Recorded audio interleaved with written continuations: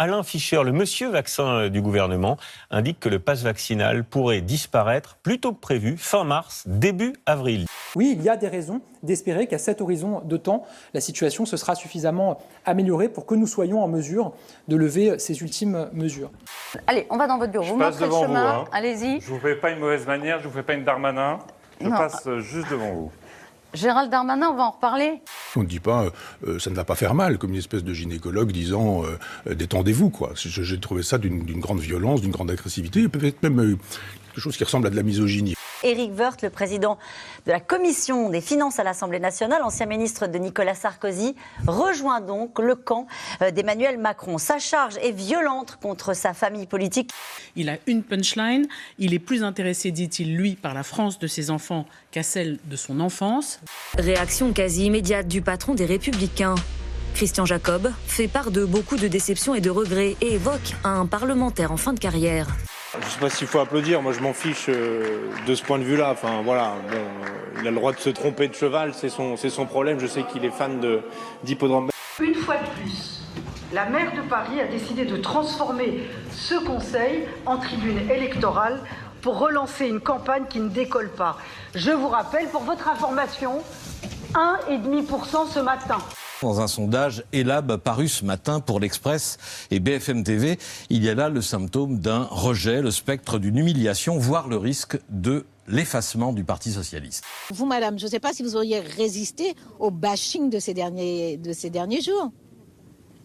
Donc nous verrons bien. Mais moi, je fais une campagne et je vais à des élections. Donc les sondages, ils vont, ils viennent, ils changent tous les jours.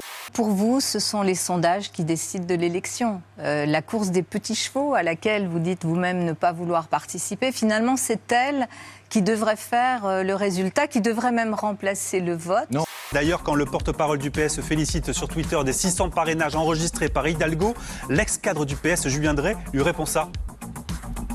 T'as fumé de la bonne ce matin.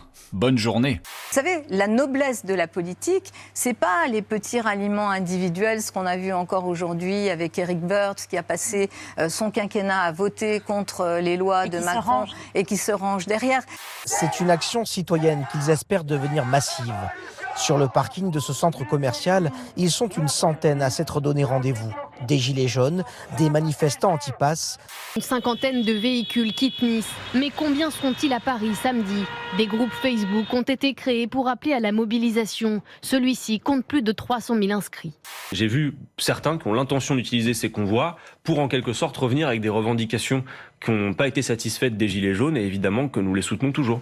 On va tout de suite m'accuser de récupération. Non, c'est pas de la récupération. Je viens dire à ceux qui sont scandalisés par le pass vaccinal, ceux qui sont scandalisés par la hausse terrible du carburant, qu'il faut voter. Elle est là, la violence.